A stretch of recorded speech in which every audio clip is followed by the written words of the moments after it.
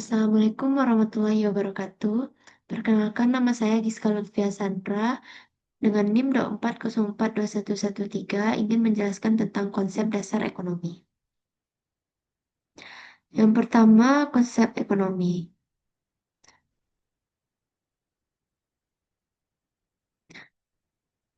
Ekonomi sebagai ilmu. Menurut Adam Smith, ilmu ekonomi adalah ilmu sistematis yang mempelajari tingkah laku manusia dalam usahanya untuk mengalokasikan sumber daya yang terbatas untuk mencapai tujuan tertentu.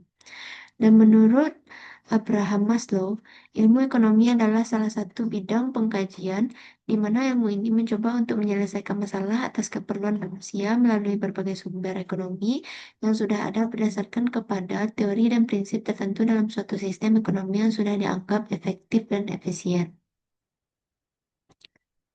Lanjut, ilmu ekonomi. Seperti inilah peta konsep ilmu ekonomi.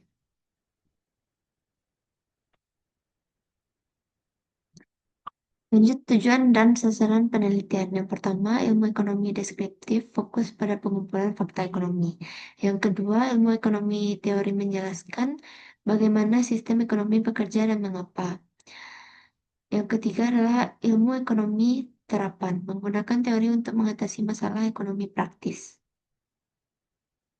Selanjutnya, perbandingan dasar pemikiran ekonomi. Yang pertama, yaitu klasik, yang tidak perlu adanya campur tangan pemerintah dalam kegiatan ekonomi. Lalu campur tangan pemerintah hanya dibatasi pada kegiatan, yaitu pertahanan, keamanan, hukum dan peradilan, serta penyediaan prasarana umum yang tidak dapat disediakan oleh swasta. Lalu perbandingannya dengan Keynes, yaitu perlunya campur tangan pemerintah dalam kegiatan ekonomi, campur tangan pemerintah bertahan untuk mengatasi permasalahan ekonomi seperti inflasi, pertumbuhan ekonomi, pengangguran, dan lain-lain. Yang kedua, kegiatan ekonomi. Produksi adalah proses menciptakan barang atau jasa untuk memenuhi kebutuhan dan permintaan pasar. Proses ini melibatkan berbagai tahapan, mulai dari pengadaan bahan baku, pengolahan, hingga distribusi produk akhir. Produksi yang efisien dapat meningkatkan keuntungan dan daya saing perusahaan. Kegiatan menambah manfaat barang produksi dibedakan menjadi dua, yaitu yang pertama barang modal dan barang konsumsi. Yang kedua, jasa langsung dan jasa tidak langsung. Barang konsumsi. Barang konsumsi adalah barang yang dibeli dan digunakan oleh konsumen untuk memenuhi kebutuhan sehari-hari. Barang ini dapat dibedakan menjadi barang konsumsi tahan lama seperti peralatan rumah, tangga, dan barang konsumsi tidak tahan lama seperti makanan dan minuman.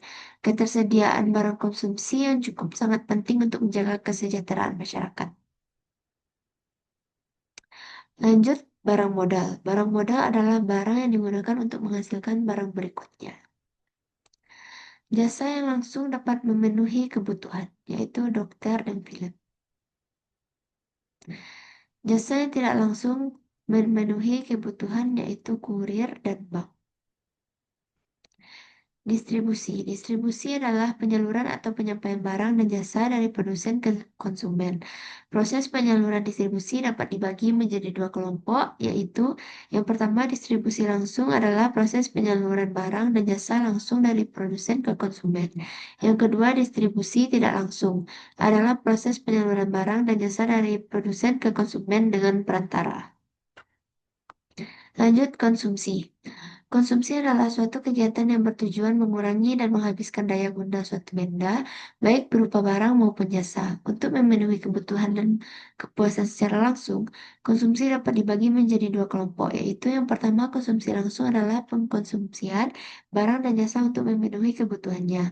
Yang kedua, konsumsi tidak langsung adalah pemakaian barang dan jasa yang tidak secara langsung memenuhi kebutuhan pengguna. Selanjutnya, ekonomi dua sektor. Seperti ini perputarannya. Lanjut, ekonomi tiga sektor.